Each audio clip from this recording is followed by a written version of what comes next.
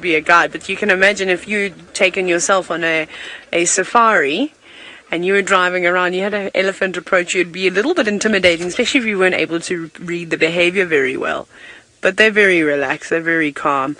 There's a little one, not a teeny tiny one, but quite a small one, just coming through. She's going to walk towards us. That little one's not so comfortable with the cars. I see how it's sticking pretty much in Mom's shadow. Hello guys. This is so beautiful.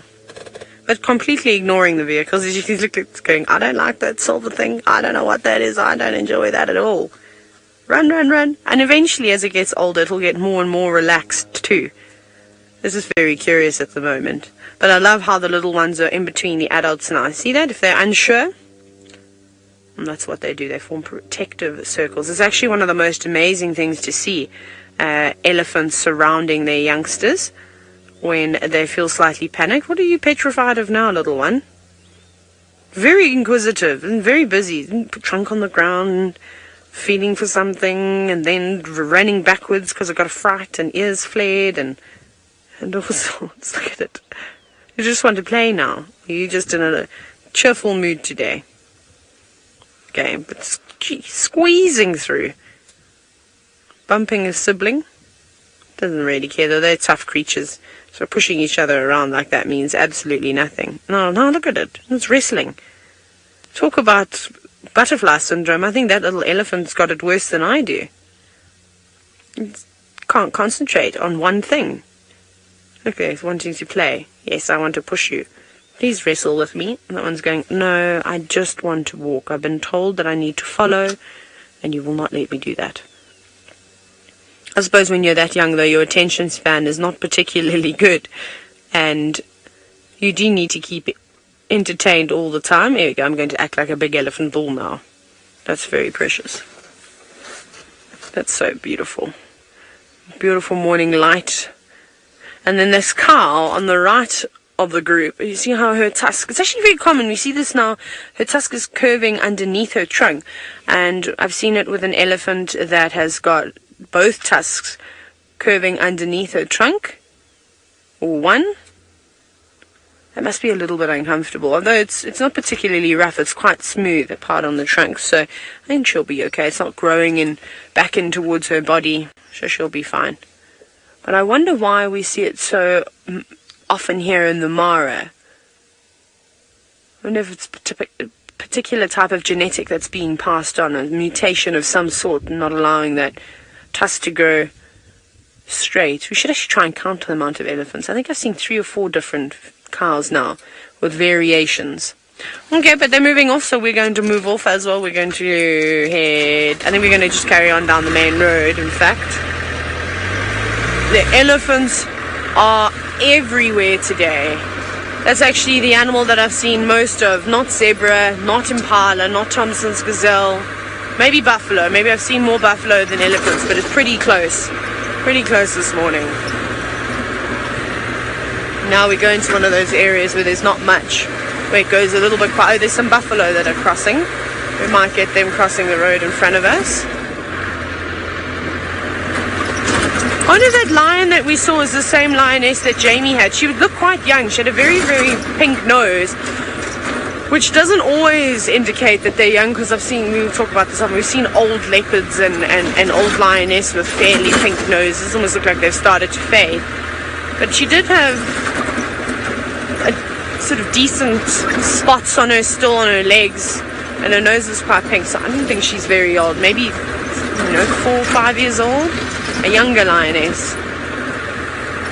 We'll have a look at these buffalo that are about to cross in front of us.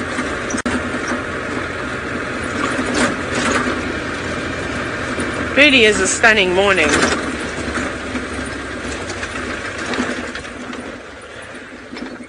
Hello, boys. A combination of male and female, but what's quite nice is we've got this group moving towards us, and then when you go across, look how they've already started to sit down for the day. And we were talking the other day about how often buffalo sleep and when do they rest. And I suppose there's no real answer. It's just whenever they want to. But the most common thing that I've, of course, seen is First thing in the morning, just as the sun's rising, they wake up, they go and graze, maybe even go down for a drink of water if it's quite hot, and then sort of towards midday they'll sit down again and rest, and then feed late into the afternoon, into the evening, and then they'll go back and sleep again, sort of.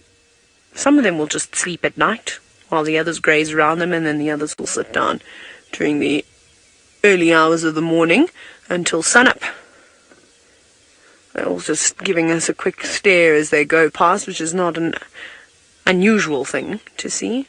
Just being cautious, which I suppose is important. So it seems as though Scott is having a fun day down at the Mara River. I'm not sure if he's still with his lions or not. Probably he is. I wonder if Scar's about.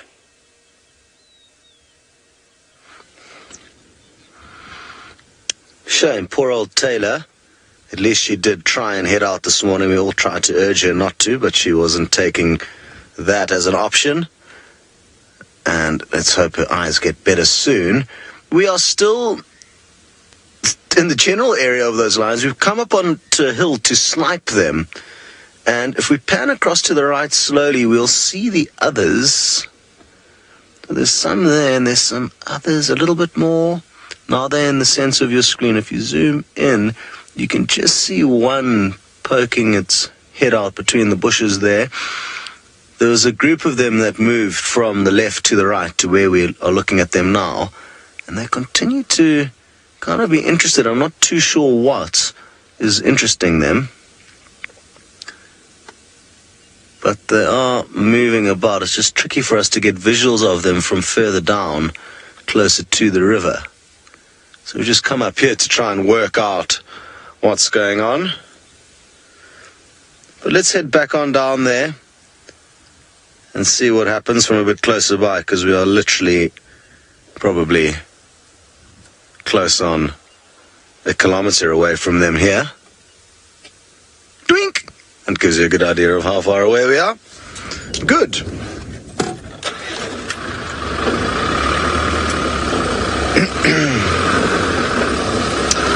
I'm getting very excited to head across the river this afternoon, and let's hope we get spoiled with some good action across there. We've been finding our luck has been better across on that side recently. Who knows why?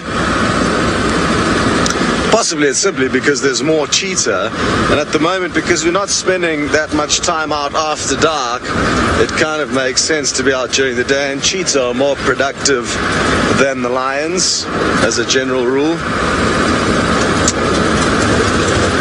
Hi Lynn, you'd like to know if the herds of, I'm guessing, migrating animals only cross the river once during their migration circuits, and no, it's a definite no. The reason being is us as humans, or at least myself, and I'm guessing a lot of us, think of the migration as one movement of one herd of animals into an area and then out of an area. But that's not how it works. It's a combination of many, many different herds joining, splitting up, moving in a general direction, but not as one group. And what that means is that you get some herds that cross the river and others that cross the opposite way. They all have slightly different routes to get into Kenya and then back down into Tanzania. There's no set pathway or set time that they follow. So you may find the same animal may actually cross the river 2 or 3 times during its stay in this area of the Mara. It all depends on, I guess, who it meets, who it gets caught up with, the weather at the time. There's so many variables, but it's certainly not just one crossing. And what I was saying a little bit earlier is that even though the migration has moved off now, the resident herds of this area will still have good reason to cross from time to time. And I'm fairly certain we are still going to continue to see crossings, not at the rate that we saw them at during the migration, simply because there's not as many animals here as during the migration. But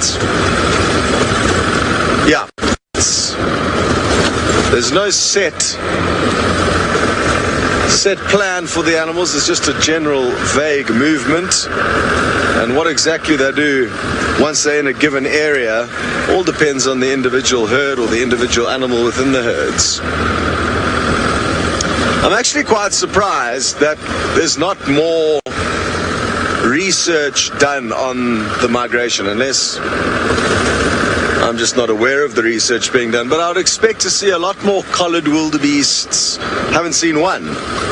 Whereas with so many animals doing such a huge movement, it would be really interesting if they collared 1,000 of them to see what actually happens, and to see how the individuals may be together at one point but then split up and do their own different things. So yeah, I've been quite surprised by the lack of information and research on the actual migration. I think now with satellite imaging becoming so good, where you can get really high quality or high resolution photographs from space, that would be one way of getting a general idea of how the herds move. But you wouldn't be able to understand the individual movements by simply looking at an aerial photograph. That would only provide you with a general overview of what the animals are doing.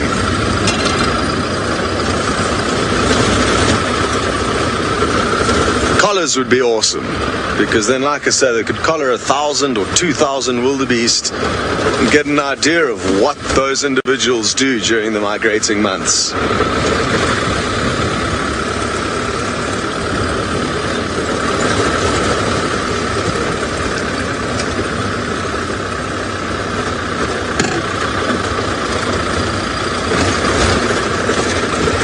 Okay, well, let's just stop here for a second and give you a quick glimpse of these lions, now that we're a little bit closer, at least some of them.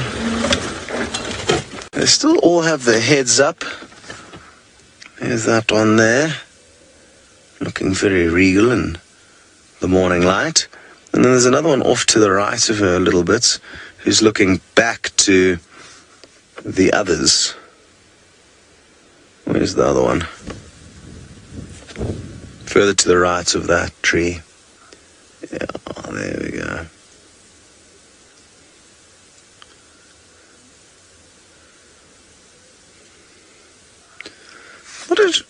I noticed one had a bit of an issue with its ear, even from a distance. And now that we can see a bit closer, it looks like that one's... Is it missing an ear? Or was it just flattening against its head? Oh, well, thank you, Kirsty. Apparently this lioness has been seen before. So she's easily distinguishable against others. Sadly, the zebra and topi that I was hoping were going to cross the river don't seem to be interested in doing that. So these lions may be waiting some time before they get an opportunity to pounce on something. But they have positioned themselves in a very good spot, because this area is one of the main crossing points. Looks like these zebra are possibly heading back down to where we saw them earlier. They may still try and cross a little bit later.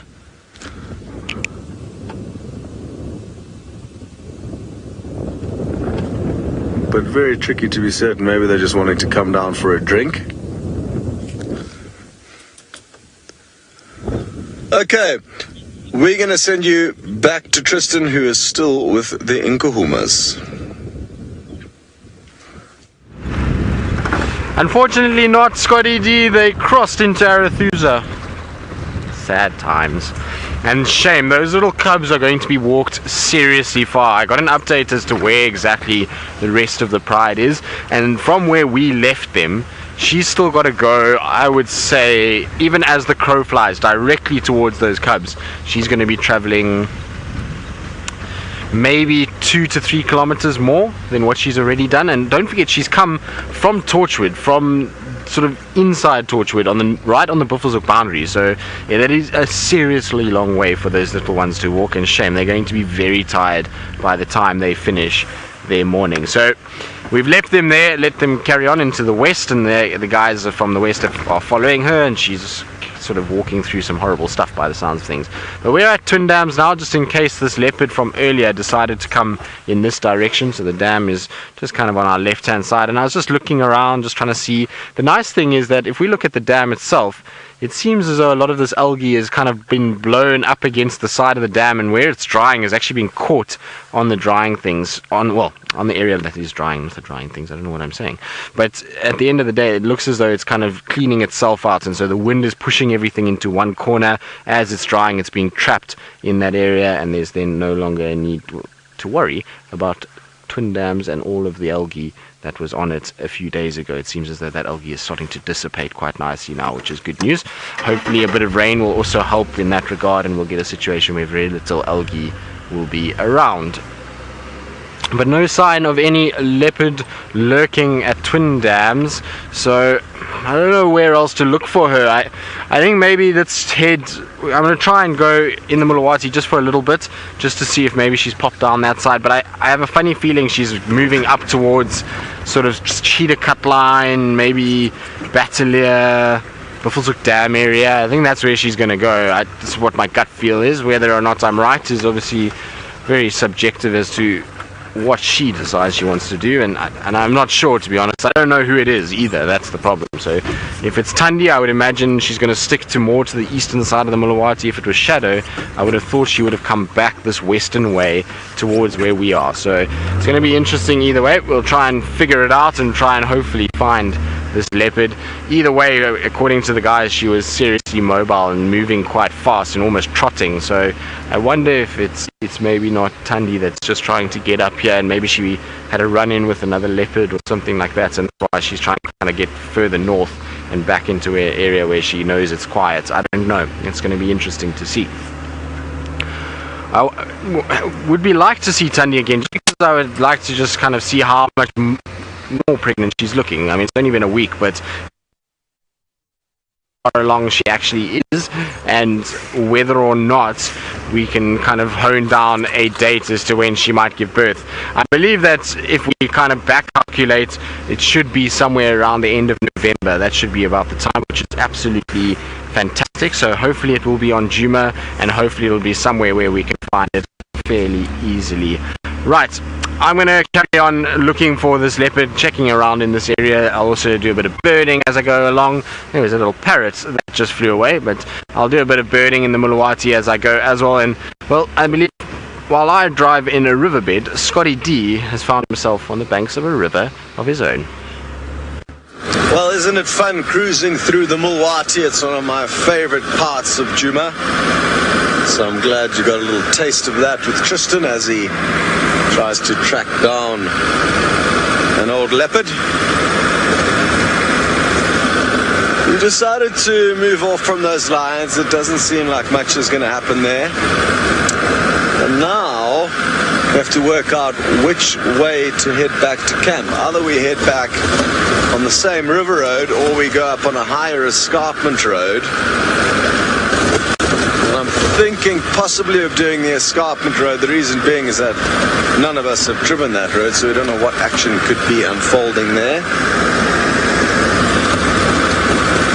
Whereas the river road was fairly quiet on the way down. It's not to say, of course, that something hasn't popped up, but there's no way of knowing. So it's gambling.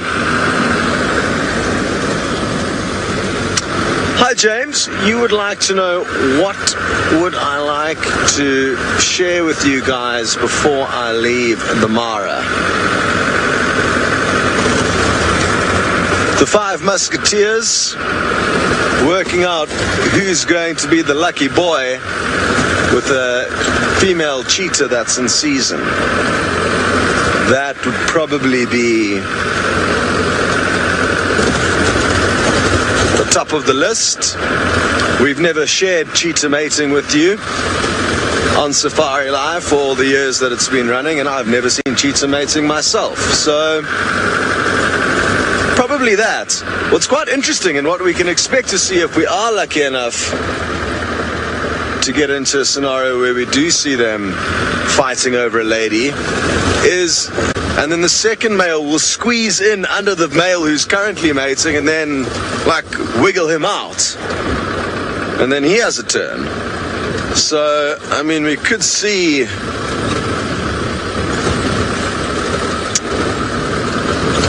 three or four or five of them all mating with it. I mean, we don't know what's going to happen, but it'll be certainly very, very interesting.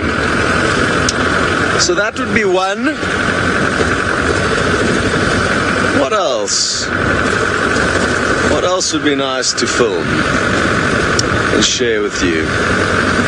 Some snakes would be good. I mean, that's nothing serious, but I haven't seen many snakes out here. But yeah, I guess the number one thing would be the Musketeer Coalition interacting with other cheetah, ideally mating. How does that sound, James? Does that sound okay? As a goal to work towards in the last 2 weeks?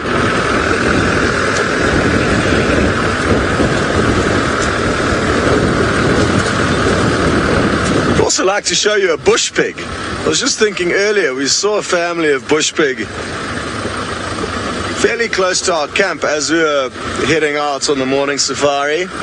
And again, that's an animal that we would have never shown you in all the years that Safari Live has been operating. Most wonderful. Tristan has come out of the depths of the Mulwati, and you're going to jump back on board with him. Well, it just came out of the Mulwati. It is a magical place, but I'm still just kind of looking around for any sign of this leopard. Just randomly driving. I don't know if I will find her. It's starting to get a little warm now, so I would imagine that she's going to probably settle down somewhere.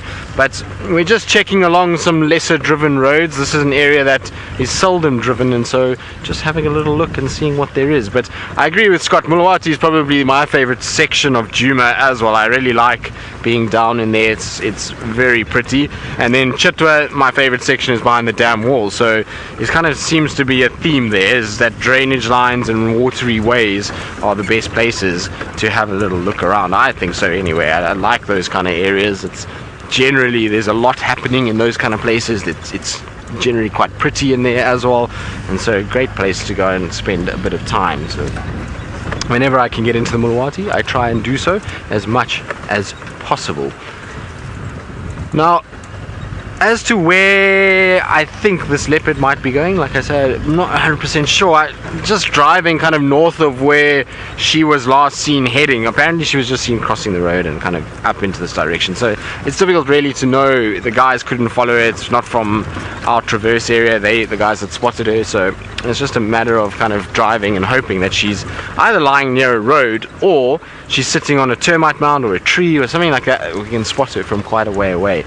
The finding of tracks in this kind of section is almost impossible. This road is so hard from the rain and is so underutilized that seeing tracks on this is like I say, unless you're on foot and you're actively following the track, it's track for track, you're going to really struggle on this surface to spot anything walking on the road here. So you just have to rely on a bit of pot luck, as they say, and it's also a good place to drive for other predators which are from the sky. So a good area for bataliers, African hawk eagles. I've seen lots of vultures in this section, so always nice to drive here for that reason too. I like spending time with especially the bataliers that hang around this area. There seems to be 3 of them in total, so it's cool to see them, and they're often sitting on a lot of the dead trees, particularly at this time of the day where it's still not too warm just yet and there's no thermals just kind of rising yet. They're sort of still down and waiting for that to happen, although I think it'll happen quite quickly with the sun that we're getting now. It's starting to warm up quite a bit. Now, when you are driving on roads like this and you're struggling to find tracks, this is an area that you should always stop and look for, is something like this. So on my right hand side I've got a road that is, or a path that is coming all the way through a drainage line. So these game paths are exactly what lion, leopard, various other animals will follow, and so when you're driving along a road that's difficult to spot tracks, this is always a place that you should check. And this particular sort of game path is not a great one for a leopard track. It's very coarse stone and so a leopard track would really melt into this quite easily. It'd be very difficult. Harder hoofed animals would probably leave nice tracks here, but a leopard not so much unless it was wet. But it's always good just to double check and just see nothing's walking on the path. These are the kind of things that leopards and lions will always follow. They don't really like walking through grass and through all kinds of bush. If they can help it, if they can get onto a really nice clear game path, that's a lot easier for them, and it means that they don't get ticks and parasites and grass in their eyes and all kinds of other nonsense.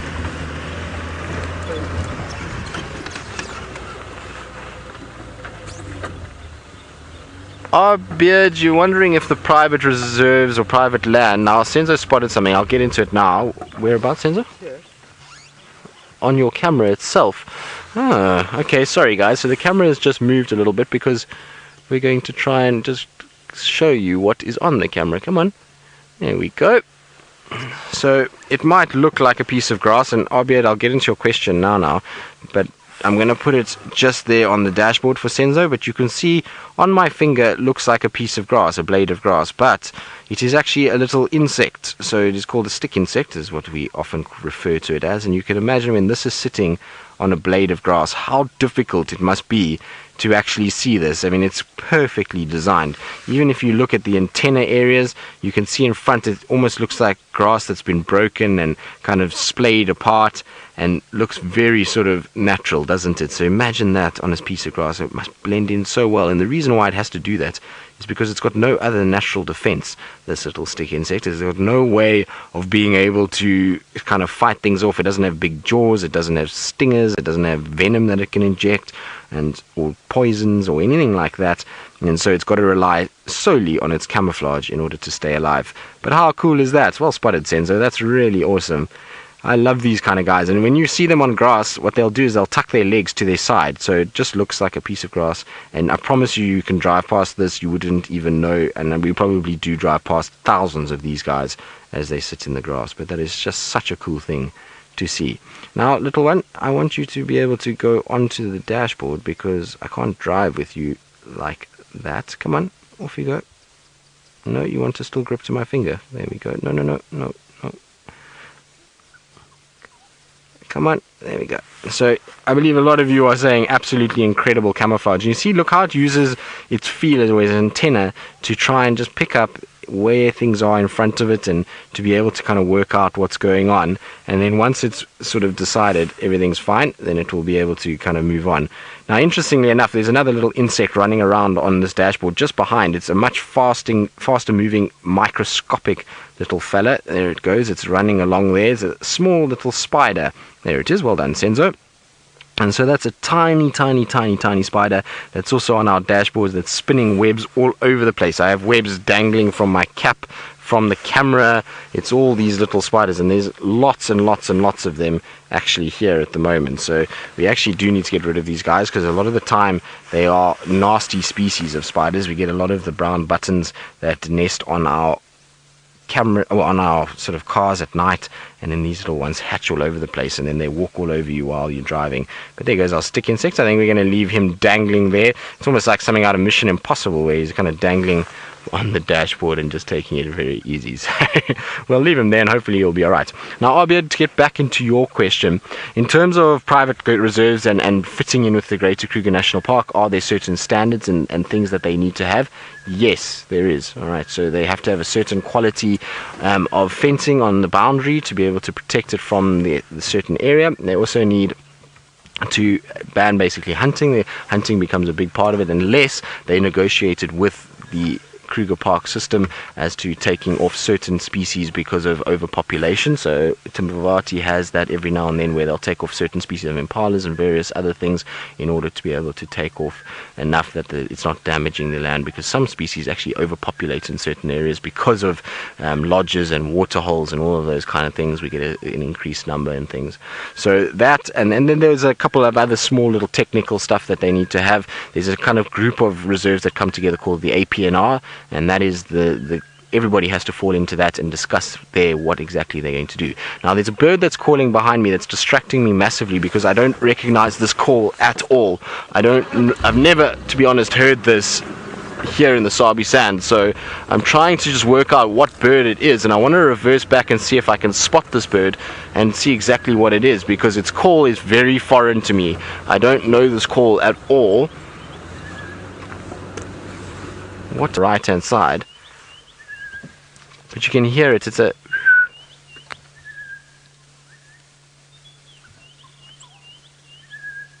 no, I don't know that call at all.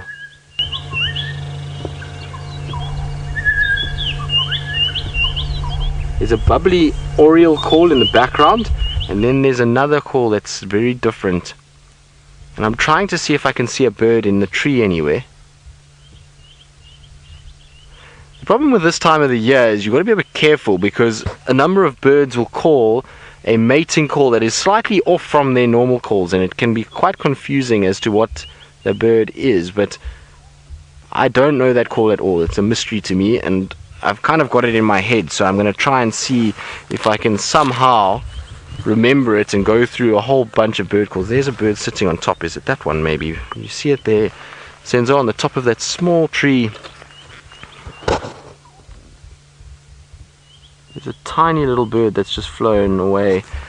But it doesn't sound like a tiny bird. It sounds like a bird that is shrikey. That's kind of oriole-like, but it's not the black-headed oriole. Maybe it's the European or African golden orioles. I'll just have to check on their calls now and see. I've got to just get my jacket off because I'm roasting in the sun at the moment. It's gone quiet now, so it's not calling anymore, but I'll try and remember that call and just go through some of the bird calls that I've got, and maybe we'll be able to find it. Let's have a quick listen while we're here. Just listen to the orioles and see which ones we've got. Now this is the thing, with bird calls it's quite tough, because it's not like you can just match a bird call. It's not like a site where you can use all kinds of IDing features to think about what you're going to go for. So I'm just going on a whim. This is the African golden oriole.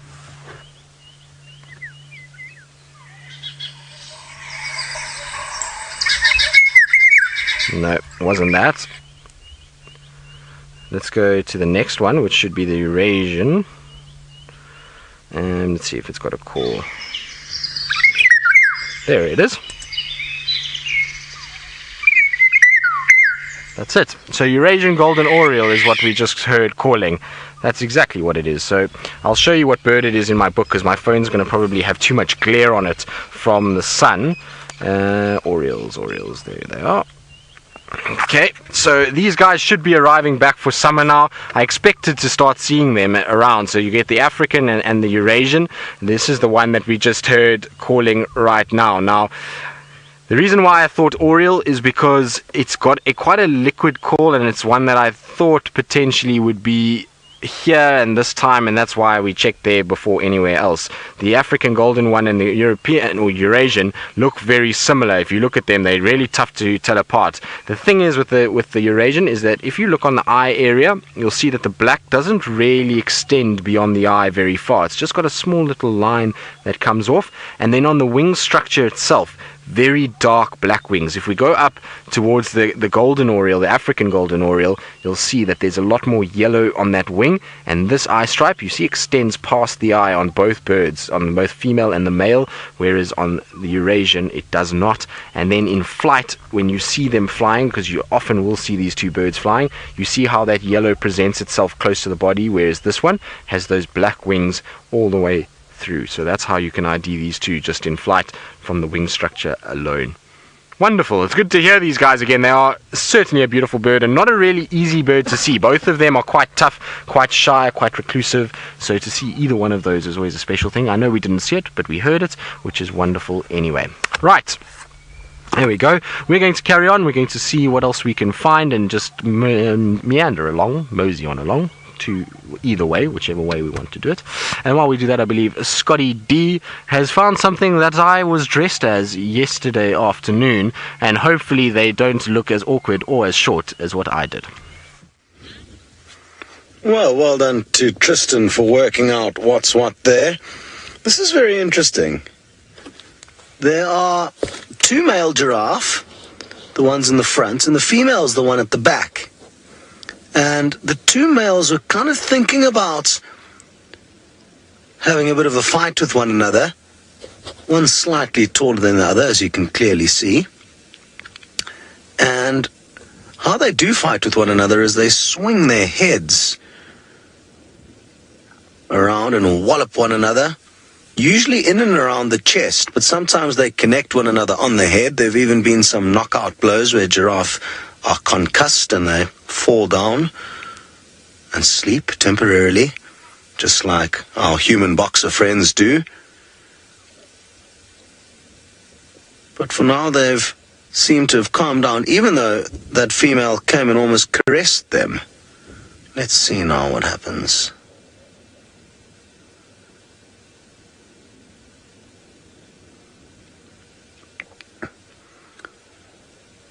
The taller one seems to be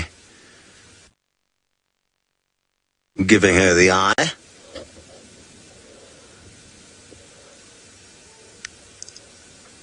And also just having a quick sniff to tell whether or not she is in season. Now what I'm guessing is that she could be coming into season, which is what's kind of semi-arousing these boys, but she's not in full-blown season, which means they're not going to have a full-blown fight over her until she's ready to decide who she would like.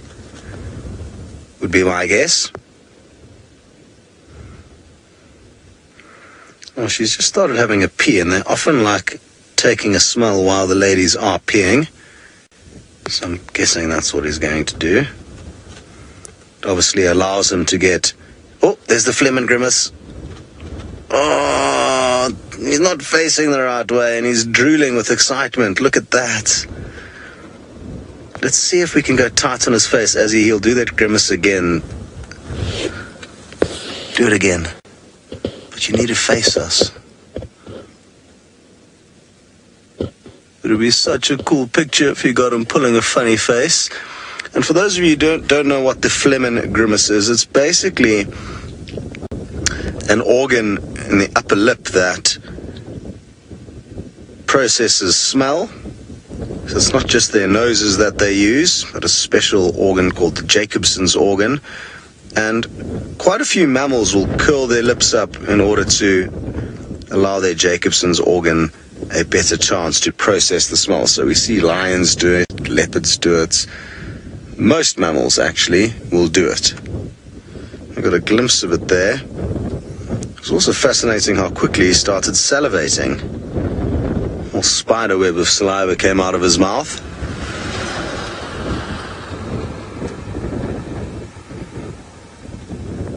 But like I say, I'm guessing that she's not quite in season yet. That's why the boys are seeming fairly relaxed for the time being.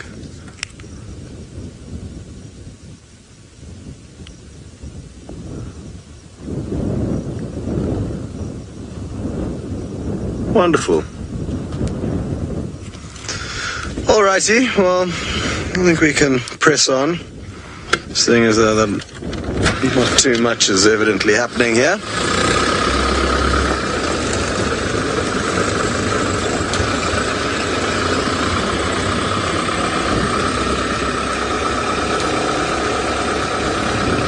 Now, for those of you who were with us on the sunset safari last night, a similar thing happened, and I'm guessing it's the same giraffe, because we're in a very similar area. So it'll definitely be worth keeping an eye on them as we pass through this area in the coming days, because hopefully we will maybe get to see the males having a proper go at one another, and then also get to see them, well, the winner making love with one of these fine ladies.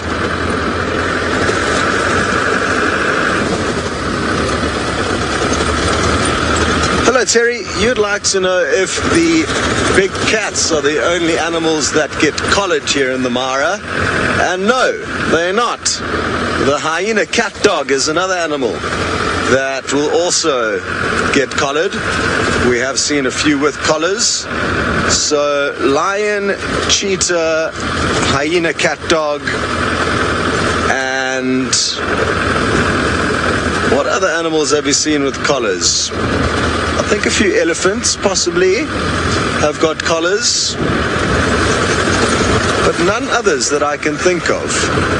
So it's just the male cheetah, and I think with the lion as well, it's usually the male lions that are in the surrounding community conservancies that get collared to try and understand how they disperse and where they move to when they need to move out of their natal pride's area.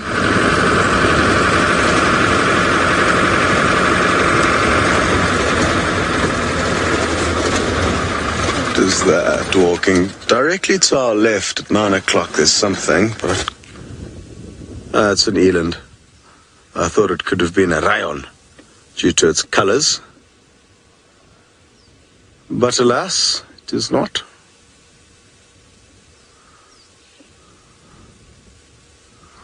That's another thing I'd love to see. James asked earlier what would be a nice thing to see happen before we leave the Mara, and seeing as though we don't get eland in the area where we work in the Sabi Sands. Further north in the Kruger you get them. But seeing as though we don't get them down there, an awesome thing to see would be lions hunting them. And they're very, very large antelope, the largest in Africa, so it would be an interesting showdown. And it'll be interesting to see how the elands react to the lions once they're on them, how much fighting or how much of a fight they put up. This looks like it could be a female eland from her size. You get some monstrous males.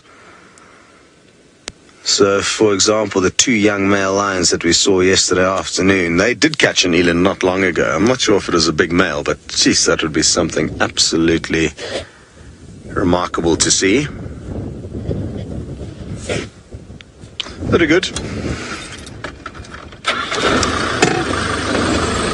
Somebody's left their picnic basket lying out here. How bizarre. Only kidding. It is the basket from a hot air balloon. But it does look like a picnic basket.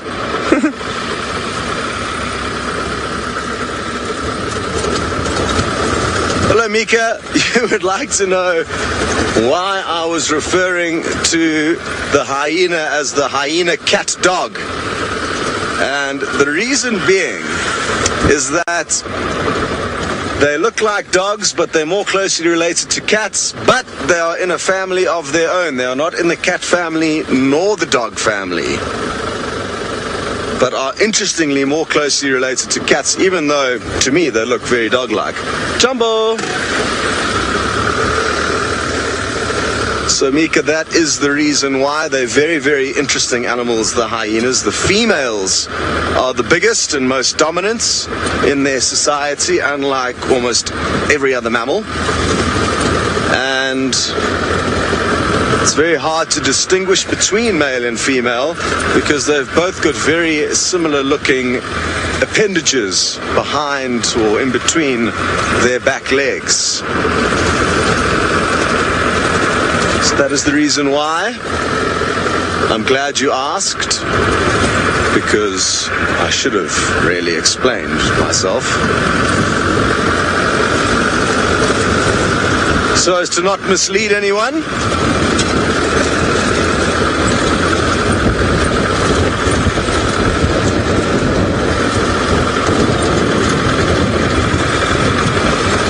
Okie dokie. Well, we are going to send you off to Tristan, who is meandering through the sands, while we continue to try and find you something else interesting. During our morning, it's now getting a little cloudy, so it's actually quite pleasant. It's not too hot, it's not too cold, it's perfect. And we've got a little grey go-away bird who's just sprucing himself up, making himself look quite good. A little feathers, sort of preening action going on. He had a little head crest up, tail was up, but there's quite a few of them that are calling from around here. So the reason why I've stopped actually is because they're calling. I'm just admiring them now that we have stopped, because I feel like a lot of the time these guys are easily overlooked. But when they call like this and multiple different ones are calling, it's potentially there could be something around. And so we're in an area where Tandi and Hosana and Tamba Tingana, they've all spent a lot of time, and so I'm just sitting and having a little look around just in case there maybe is something in this area. They don't seem too kind of phase. It might just be that they're talking to one another because there's quite a few of them around, but everybody's departing the scene, so maybe not. But worth just stopping and looking, and anyway, it's nice to just appreciate them. Unfortunately, are not the prettiest of their family, and they have quite a drab grey appearance and are quite common, and so they often get overlooked for some of the other species. So good to stop and appreciate even the less beautiful birds that we have out in this area.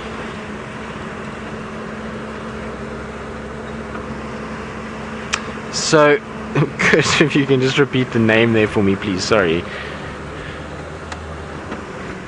Joy. Why is it called a grey go-away bird? For the simple reason that the sound that it makes basically says go away. So it's quang, quang, and that's basically where it comes from. So it's a term that they do. It used to be called a grey lory, which was the South African name for that type of bird.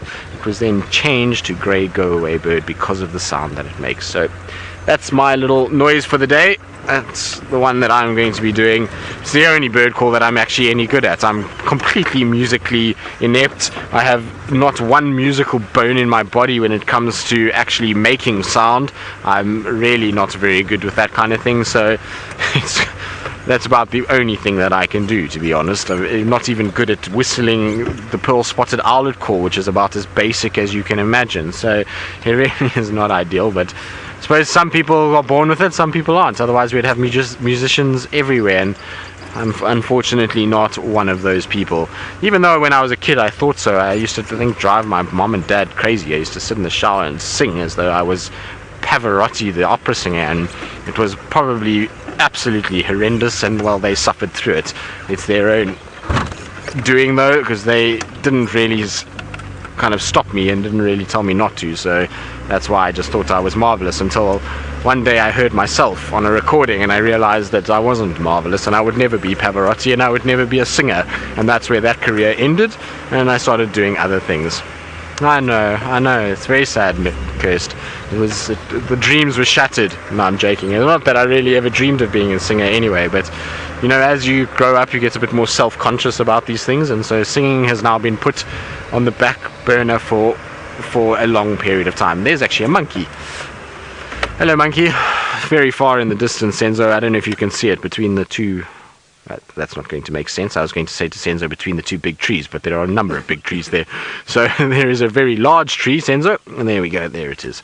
Now you'll be able to find it. There's vervet monkeys that are sitting, and these vervet monkeys absolutely love this area. I find they sit here quite regularly, and they're often on this jackalberry, and they kind of move up and down this area, and they're a great source of entertainment for two reasons. One is that monkeys generally are quite naughty and they do all kinds of things, and as you can see, lots of games that happen, and they chase each other around, and there's all kinds of fun that is had by them.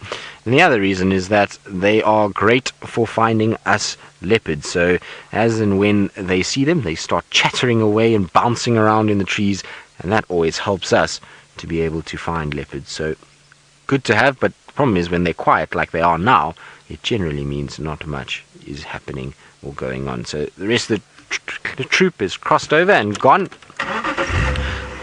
So I'm going to move on as well and see what else I can find while they run away. And I believe Scotty D, who is driving around in the Mara and has a nice wish list for animals that he would like, or experiences he would like to see, has found something that I've been looking for the last few days. Hello everyone, and isn't this a wonderful scene? Quite a large herd of elephants with quite a few youngsters moving about. The one we can see there's just finished nursing with its mother, and it looks like it wanted to catch up with its playmate. It's ramming its head into gently at the moment.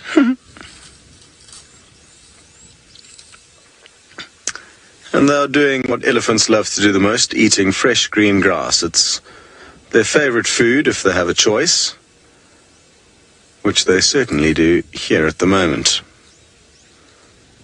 Very easy to eat, not hard on the teeth, tasty, nutritious. So they're in a good place at the moment, the elephants. And it's always wonderful to watch them use their trunks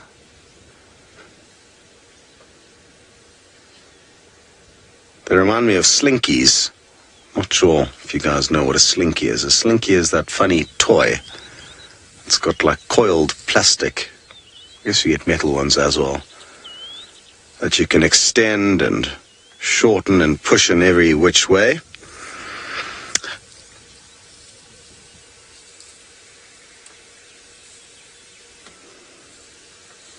And it's not just this herd of elephants, which is interesting. I think there's a lot more elephants in this part of the Mara than there were a couple of weeks ago. Further off to the left, there's another herd coming down. And in total, there's probably close on 40 elephants in this general area. Oh, well, I'm very happy that Tristan agrees with my comment regarding their trunks being like a slinky. Tristan, I'm guessing, had lots of slinkies as a kid. He seems like that kind. You can just imagine Tristan playing for hours with the slinky. He's probably still got one, actually. We should ask him. He'll be able to show you exactly what one is this afternoon if you don't know at the moment.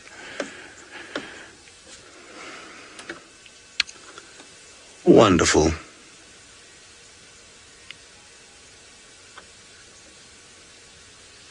Looking forward to spending some time with Tristan. It's been over a year since I've seen him. And I haven't seen him since he has joined Safari Live. Tristan and I actually used to work at the same camp many years ago. Okay, now I've got a question from Diane regarding rabies and whether elephants, and I didn't copy the other species exactly, but I'll be reminded shortly, can get rabies. And yes, essentially all mammals, including ourselves, can get rabies, and it's a very, very nasty, nasty thing to get, because once you've got it, there's no cure, so best you avoid it. Giraffe was the other species, and yes, there is a chance that they would get it, but what I've tended to experience is that it's mainly the predatory mammals that will get rabies, or more prone to get rabies, than the herbivores interact with one another. Although, it's interesting. I'm not sure of any documented cases of rabid elephants or giraffe, but I'm sure it is possible. It's mainly predators, and sadly, it's one of the biggest reasons why wild dogs have got such a problem regarding their populations at the moment, is because if a wild dog gets rabies from a domestic dog, it's likely to pass it on to the rest of the pack because they're so social and they like to do lots of kissing. And rabies can be transmitted from saliva. You don't have to be bitten by a rabid dog to get rabies. You could pick up an innocent, cute puppy that has rabies, and you could then contract it yourself from trying to be nice and rescue the dog. So it's something to be very cautious of in areas, especially remote rural areas where rabies numbers is high.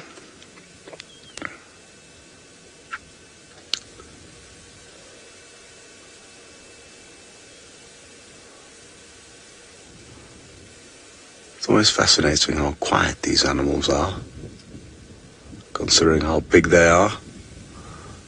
Having said that, they can make a racket when they want to, but usually communicating amongst themselves, they are doing it infrasonically, which is inaudible to us. Hello, Glenda. You'd like to know if there's studies to show how intelligent elephants are. And yes, there's been many, many studies done on elephants and their brain power. And yes, I think it's fair to say that there have been a number of different ones. A lot of the time it would have been done with captive elephants for obvious reasons, because they have been habituated to humans, and then the humans can therefore, do whatever tests they like on them with a lot more safety than it would be to do with wild elephants. But speaking on research on wild elephants, not their intelligence, so to speak, but in terms of their communication that I was talking about earlier, that they have managed to do with wild elephants, and they use some speakers that picked up infrasonic vibrations or frequencies and worked out that elephants do communicate using them and can communicate over very, very big distances. I think up to about 20 or 30 kilometers. They can communicate with other elephants, essentially silently.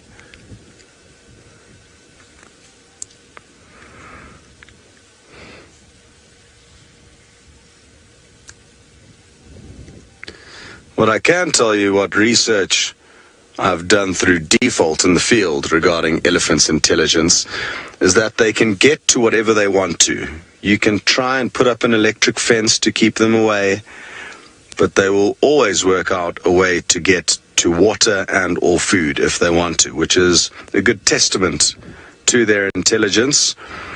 Elephants have been known to use their feet to push down the wooden pole on which the electric fence is connected to, that way flattening it and therefore being able to get in. And they can become very big problems, especially in areas like Kenya and Tanzania, where you get a lot of wildlife living in and amongst humans. So it's probably, for me, one of the biggest things that us as humans need to work out how to do more effectively going forward is how to manage human-wildlife conflicts, because there's no fences here, and if you don't mind just zooming out and pointing up onto the escarpment there, as soon as the animals get on top of that hill, they are no longer in a reserve. They are in community land, and there's no fence between us and them. So for any person who's trying to farm some maize or some cabbages, there's a strong likelihood that the elephants are going to catch wind of that and try to eat them. That's Angama Lodge up there, which is the lodge where we are adjacent to. So elephants do work out where the tasty food is and that they can come in and steal it. And obviously they're very big, so for somebody trying to deter an elephant from their crops, it can be very tricky. But there have been some great initiatives, quite simple ones. Some of them are having suspended beehives or beehives in and along the fences to keep the elephants at bay. The elephants don't like having lots of buzzing bees around. And another simple one that they actually use on the Angama vegetable garden that hasn't been broken into yet are a few tins that rattle along a wire, and as soon as the elephant was to push against that wire to try and get into the vegetable garden, or shamba as it's known in Kenya, it'll make a rattling noise which will be kind of human-like, and that may scare the elephants off.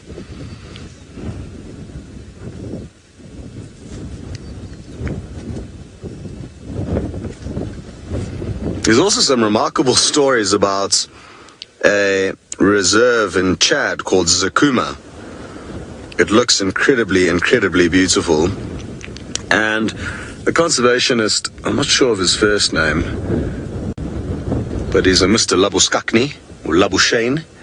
And there were the elephants in that area were heavily, heavily persecuted before the conservation initiative was set up.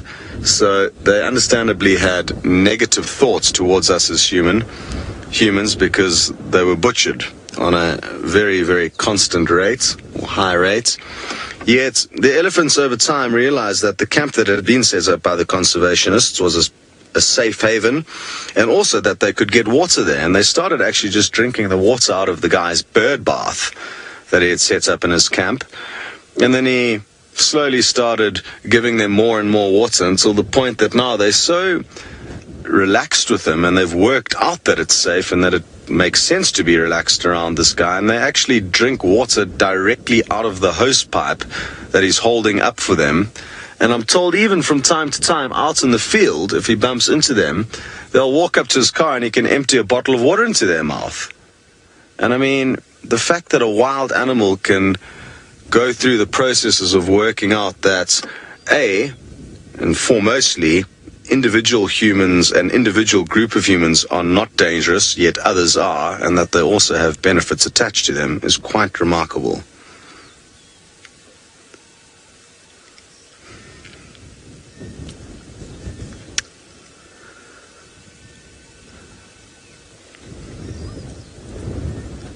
Marvelous, marvelous.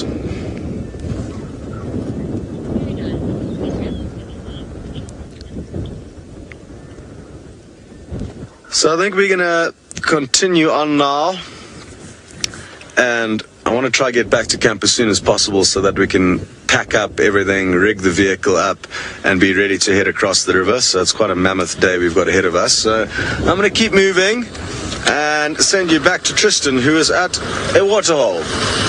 Beautiful reflection of the clouds that are lined with almost a silver coloration with the sun. So it is really a pretty picture at Buffelshoek Dam. At the moment it is all very still. There's the odd ripple that you may notice on the sort of left hand side of it, because there are two hippos. You wouldn't think so now that they're both underwater, but there are two hippos in this general vicinity, and every now and then we just see these little nostrils poking out of the water and break the surface tension and cause our reflection to be a little rippled and a little bit more offset. But isn't it beautiful? I think so. I like Buffelshoek Dam. It's just a pity that I really have very little luck around this dam. It seems as though I never really see elephants drinking here, or any sort of animal actually spending time at the dam itself. So maybe that will change in time, and I'm sure it will as time goes on. But I do like the dam itself, though. It's pretty. It's got a beautiful kind of layout to it, and lots of interesting things that happen in the area with the torchwood and you know, lots of birds that we have around here. So I suppose there are little things to look at all over the place. But it's amazing how these hippos are so shy. I don't know why. It's not like Buffelshoek Dam is never driven. There's always people coming past here, and so it's surprising that they don't really enjoy vehicles that much. You can see the nostrils just poking out now of one of the hippos. That's about as much as we've gotten from these two. There is actually two of them, to be, and hopefully the other one. There we go. There's a whole head out. That's amazing. So there's another one that's actually brought its whole head up above water, which is very cool. I don't think it's going to be up for long, though. I think we're going to see a situation where it's going to go under fairly shortly. At the end of the day, they can't hold their breath for too long, so they have to pop up and down. And you'll find within sort of 5 minutes they're up normally. They can hold their breath for as much as 7, but 5 is generally on average. Now, Ben, you're wondering if there are different types of hippos. Well, yes, there is this hippo, the normal hippo that we see pretty much all over Africa. See pygmy hippo as well, and that's the only two species that we see here in Africa. This particular species that we've got here, which is just known as the hippopotamus, is seen pretty much throughout Africa. You see it in any of the, well, sub-Saharan Africa, should I say, because you strip, you'll find hippos up there, so maybe that's where their population resides. But I'd be interested to know if hippos have been recorded in other parts of Namibia, or if it's only just in those kind of areas right up on that northern boundary where the Zambezi is. It would be very, very interesting. But I think what we're going to do is carry on, because our hippos are not being obliging in any way whatsoever. They're staying underwater, and so we're going to try and find something else to look at. The good news is, and the exciting news for this afternoon's safari, so for those of you who are thinking about missing our afternoon safari, don't, because the reason why I say that is that our 4 cheetah that we saw the other day are not far from the boundary. Now, they are sleeping at the moment, and they have started to rest, but their whole morning they've been kind of coming south, and they're in a very similar place that they were the previous time we saw them. And I have a feeling that by this afternoon, or we might be lucky, and they might move down towards this. I'll get another fleeting glimpse of them up eastern corner. They really are straight north of where I am now, and they reckon that they're about 800 meters to a kilometer north of this area. So that's not very far for cheetah. Cheetah can cover that quickly. They tend to also walk through the sort of blocks. They don't take, so that's not a long way. It's about as much as we covered with those lions this morning. So hopefully this afternoon we might get lucky with some cheetah. I believe they were hunting this morning, so they are hungry, so that might get them up and moving during the day and this afternoon to try and come down this side of the world. So if you are thinking about missing this afternoon, don't. Like I say, maybe we will get lucky and have our 4 once.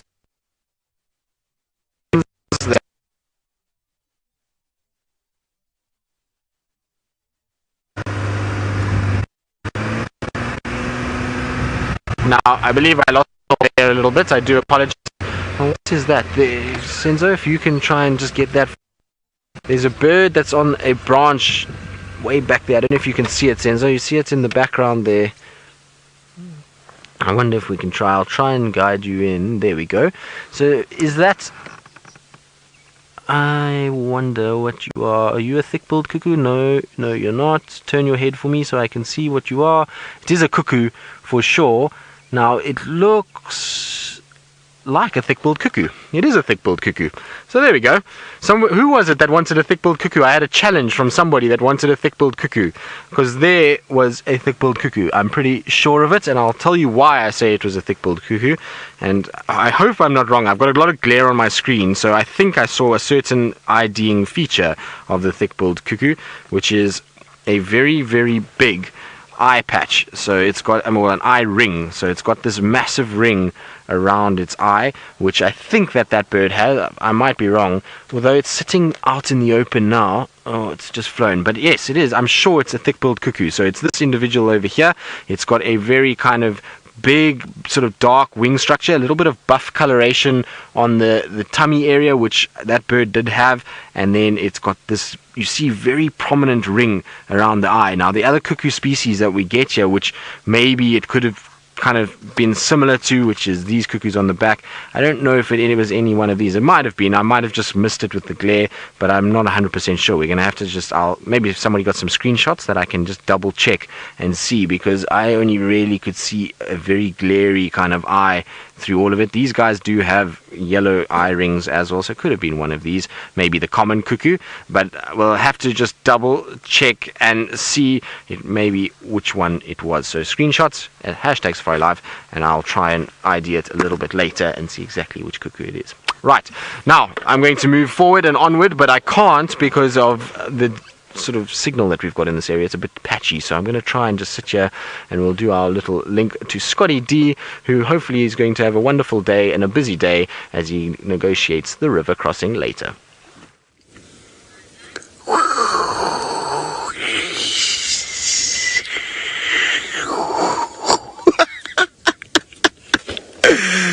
I thought I'd try and make some wind noises to go with the wonderful images we are getting of this white-backed vulture being very, very floaty above us. And just imagine how cool it would be to be up there, floating around fairly silently, obviously, other than the kind of noise that you would imagine they'd be hearing. And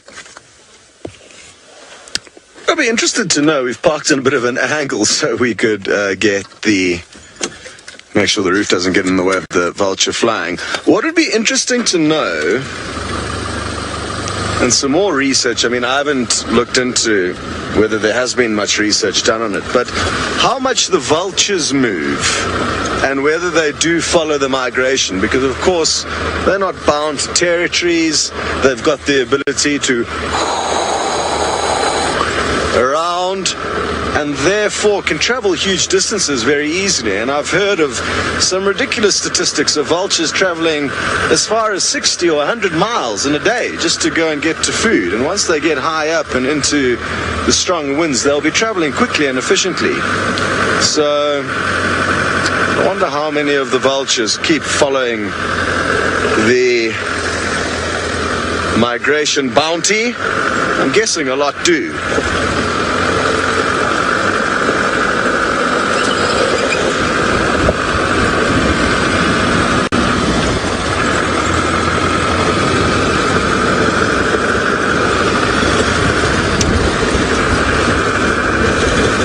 Seen any. Usually with birds, they'll, instead of using radio transmitters, although they could definitely, they often just put a tag on their wing. So if you ever see a bird with a tag, you should try and get a picture of it and send it off to some researchers, and they'll probably be able to tell you where it was collared and therefore keep track of their movements. Obviously not nearly as efficient as getting a GPS point sent to you daily, But with the way technology is going, I think it's going to become a lot less intrusive of us as humanoids to be able to try and understand their lives better. You know, putting a collar on an animal, as great as it is for research, it does have slight implications on what that animal gets up to, and it would be far better if you could just, you know, put something under their skin, out of sight, out of mind, with a long enough battery to last. Hi, Batman. You would like to know if there are any harpy eagles in South Africa or in Africa? No, but we do have an African equivalent of the harpy eagle, and that's called the crowned eagle. Let me show it to you. They look quite similar to the harpy. They both have kind of crowns. Harpies are very cool eagles. Never seen one in the real life, but I have seen documentaries on them, and they also hunt similar prey in similar areas. So here's the crowned eagle right at the bottom, and you can see how it's kind of harpy-like in appearance. And I think harpies also have very deep wings for flying in thicker vegetation, just like these crowned eagles. There are some crowned eagles, I haven't seen them for a while, but there were some that I saw floating in and above our camp, which is where we showed you a bit earlier. We can show you again. And the reason why they like that area more than down here is because the vegetation is better suited to it. So all along the escarpments, there's thick riverine valleys, as well as some fairly decent forest on top, because it's a higher altitude. And that is the habitat that they like to do their business in. Wunderbar. So we may at some point be able to show you a crowned eagle. I'm not sure if we've ever managed to show you one in the history of Safari Live. Again, you'd occasionally get them in the Sabi sands, but can't be certain of that.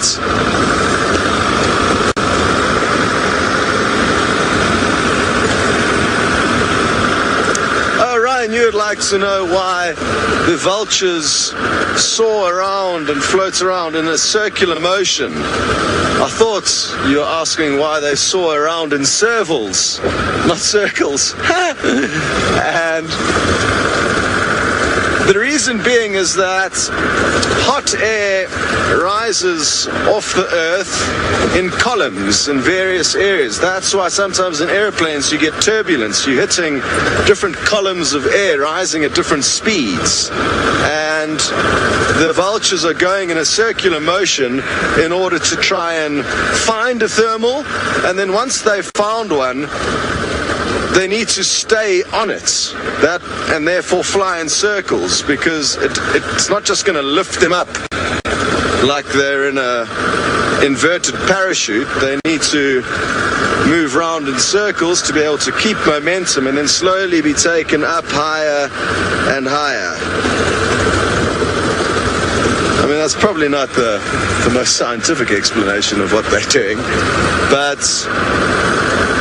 yeah, think of it as columns of hot air rising up that they need to try and stay in and around. It's not a never-ending a never-ending column of hot air rising up. And that's also a big reason, Ryan, why they will only start getting active later into the day, once it started heating up and there are hot air thermals to ride. They can fly without it, it's just not as efficient. So if they were to see a potential meal before it was hot as the sun was rising, they can still definitely fly to it, but they're going to be flying low and expending a lot of energy. And the same goes for not just vultures, but most predatory birds. They usually start getting active only once it's warmed up a bit.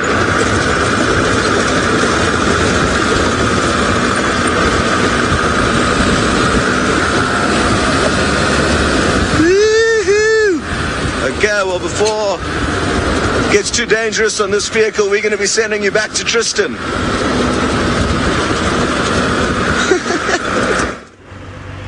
Woo! Woo! We also can do it, Scotty. Let's do it together. Woo! Okay, wait, there's a steering book. Let's not do it anymore. Oopsie. Maybe not racing around the Sabi sands is probably not a good idea, given how much thicker it is and how much denser the bush is. So let's not do that, because we might run ourselves into a problem. Now, our bird from just now, I had a chance to chat to Senzo, who could see a lot better on his monitor than what I could, or on his screen. And it was telling me that it definitely had white spots. Now, white spots is not something a thick-billed cuckoo has on its tail, and so there we go. This is the bird that we saw. It's a bird that is fairly common in this area. It can look a little funny from the back angle. It can look a little weird, but there it is right there. It's very similar. You can see the little white spots on the tail area, much like what we saw on our bird. This is not a great example of the spots, but you do get them there. And then you can see that eye ring that I was talking about, and quite a broad beak.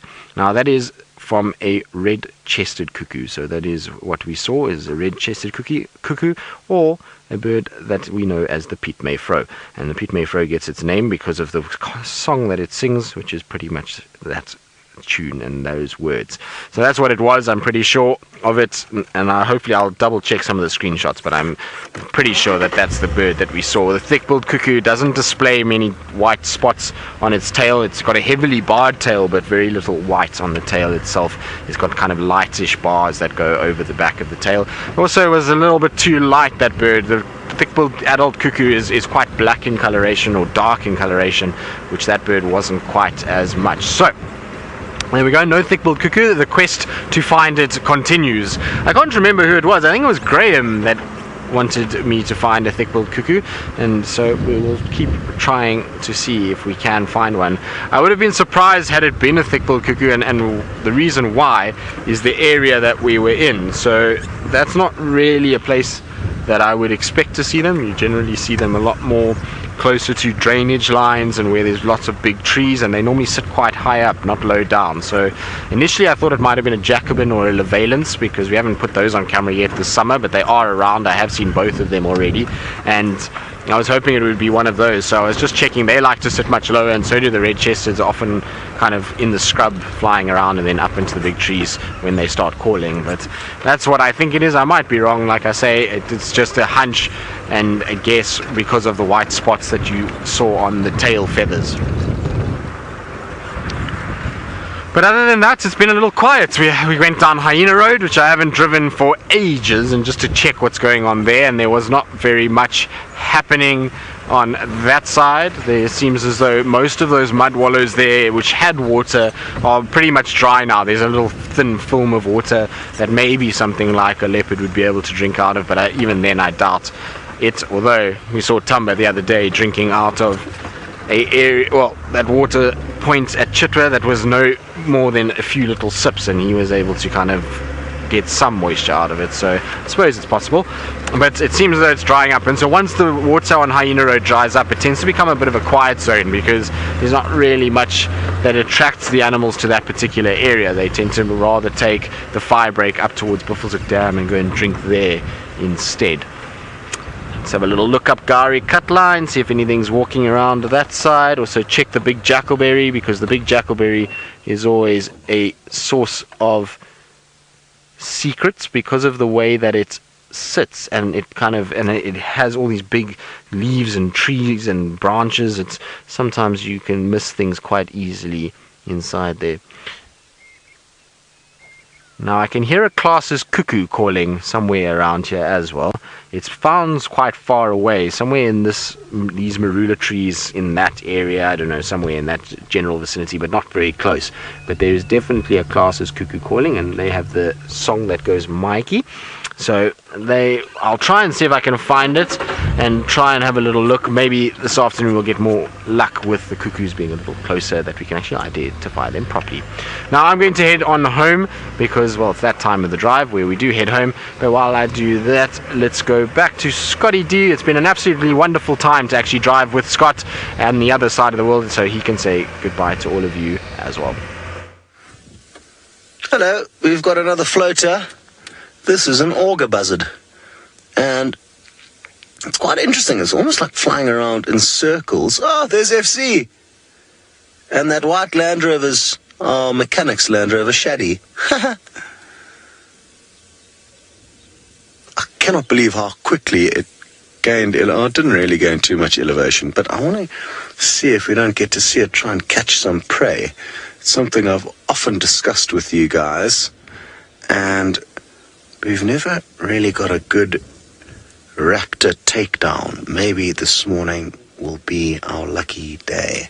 Mano's doing an exceptional job keeping you guys right in tight with this bird. Precision aviation. Come on, find something to eat. Not too small. We want it to be kind of like a decent size so we can actually see what it is you catch. They often do eat quite small rodents and sometimes even insects. I've noticed them hunting on these hills.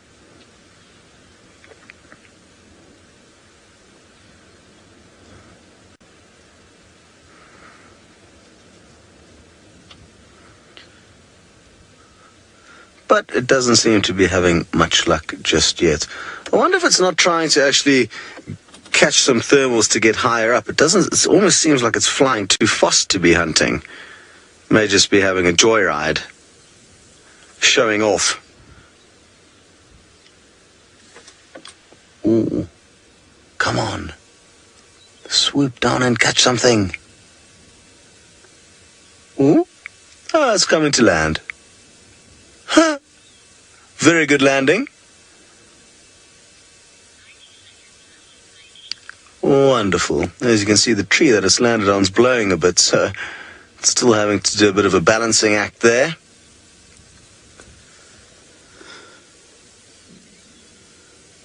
You haven't chosen the best place to perch yourself, have you?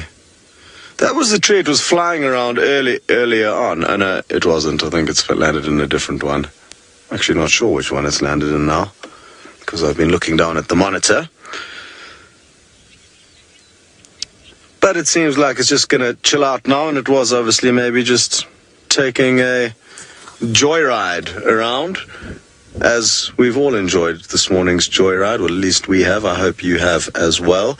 And let's hope that Taylor gets her eyes, because, of course, they're very important for her to be able to see and therefore do her job. And we would hate for it to just be Tristan and myself being your only option to go to. Taylor brings a lot to the party, so let's hope she's in better form this afternoon. Like I said, there's a strong chance that Taylor and myself are going to be in a different part of the Mara Reserve this afternoon, but I'm guessing Tristan will still be lurking around Djuma. Hopefully those cheetah will pop up. Anyway, thank you very much for all of your contributions, questions, and for joining us on this sunrise safari. We'll see you a bit later.